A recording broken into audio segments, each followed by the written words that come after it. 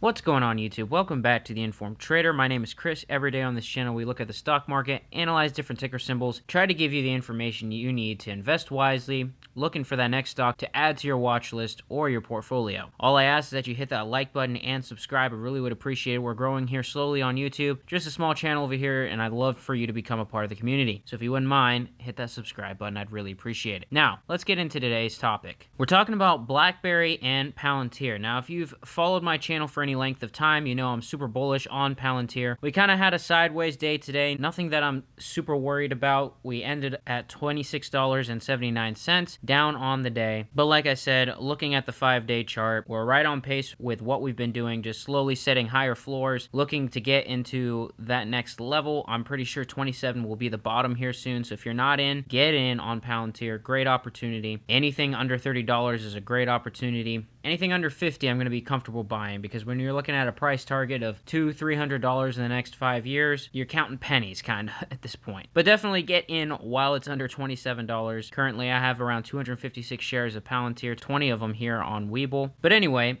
BlackBerry. BlackBerry is not the phone company that most of us have come to recognize. They specialize in technology and internet security, cybersecurity, things of that nature. Now, let's take a look at this article over here. It says Palantir and BlackBerry have each snagged a slew of partnerships over the past year, disrupting the technology space and putting them in the spotlight as true growth companies. Although both companies have been in business for years, Palantir was back in 2003, BlackBerry in 1984, their proprietary technology has become increasingly sought after by numerous companies across many major sectors. The companies have a lot in common too. Each company's platforms have disrupted the technology space by changing the course of how other businesses operate. The companies they partner with plug their own technology into Palantir and BlackBerry's platforms, and together create systems that are not only user-friendly, but also completely safe and secure, something both companies pride themselves on. Something very positive here. It says both companies also have a long history with the U.S. government. Through its wholly owned subsidiary, BlackBerry Government Solutions, headquartered in Washington, D.C., BlackBerry provides an end-to-end software stack that protects the data of nearly every federal department. More than 70% of all federal employees use devices that are protected by BlackBerry's crisis communication solution. Palantir, a company that has seemed shrouded in secrecy until this year, provides software used by the U.S. intelligence community and the Department of Defense for counterterrorism projects. Although never officially confirmed by the company, it is widely reported that Palantir's data mining software was used to locate Osama bin Laden. Okay, so fun fact there. Recently, more and more corporations such as automakers, big tech companies, and private organizations have been jumping on board using BlackBerry and Palantir software. Both company software platforms can be used by a single company. Okay, so that's kind of unique. BlackBerry and Palantir are both in the technology field, but both of them can be used by the same company. We obviously know that BlackBerry tends towards the security side of things, and Palantir more of the operational day-to-day software that a company would use to save them money. Both of them can go hand in hand, and that's what makes them unique. They're not necessarily competitors, but they are giants in the industry. The duo also holds partnerships with Amazon.com, cloud service platform, Amazon Web Services. And it goes on to talk more about their partnerships with Microsoft and Hyundai Motor Company. Palantir has some partnerships with 3M, Akin Gump, Strauss, Hauer, and Feld, and obviously some of the more recent contracts that we've been looking at. So when you look at the two companies, you think, which one should I invest in? Now, obviously, Palantir, we had a major dip in the last month, right around the time of the earnings and the lockup period expiring, but we obviously knew that Palantir isn't going to stay down the dumps for long. And along with the rest of the market that was going down in the tech sector and the EV sector, I hope most of you were trying to buy up that dip there that we had just a week or so ago. Now, BlackBerry, on the other hand. BlackBerry is a little bit of a tough one for me, because back in December time, we had a rising price for BlackBerry,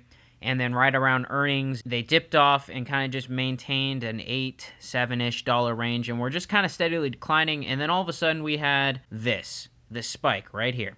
And this is a problem for me, because what happened was BlackBerry shot up to around $24-25 and came back down within the next day or two, just as fast as it had risen up. And the reason for this was because of what we know as the GameStop AMC squeeze. What happened was a couple of companies that seemed to have been shorted or undervalued, such as Nokia, BlackBerry, Koss, and AMC obviously was one of those that's stuck around with that.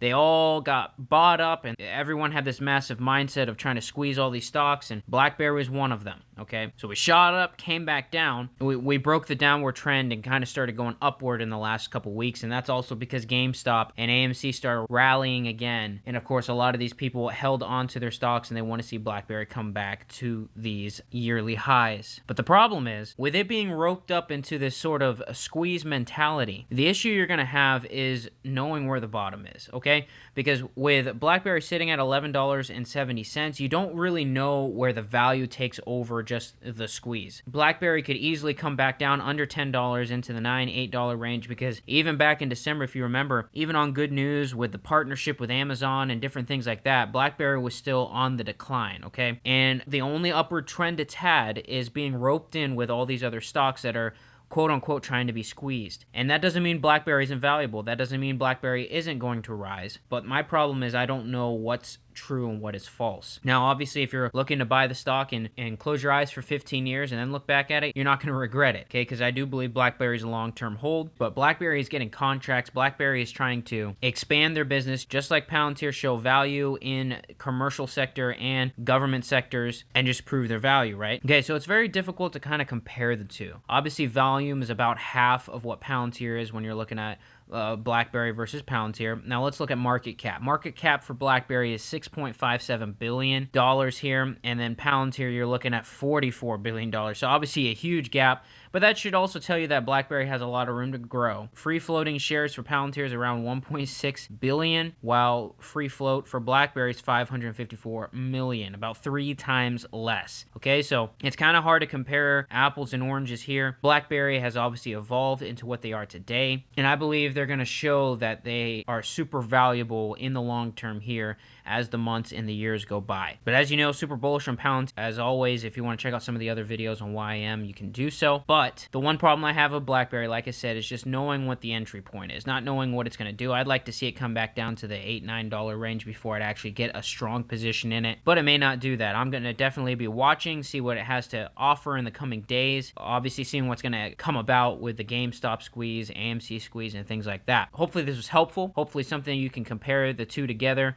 Make your decision, do your due diligence. I obviously didn't cover anything crazy, just kind of give you the basics of what's new in the contracts that these companies have garnered. So yeah, if you're new to the channel, go ahead and leave a like and subscribe. I'd really appreciate it. Let me know down in the comments if you're invested in any one of these two companies here. Let me know your position. Let me know if you're doubling down. You're on The Informed Trader. I'll catch you in the next video.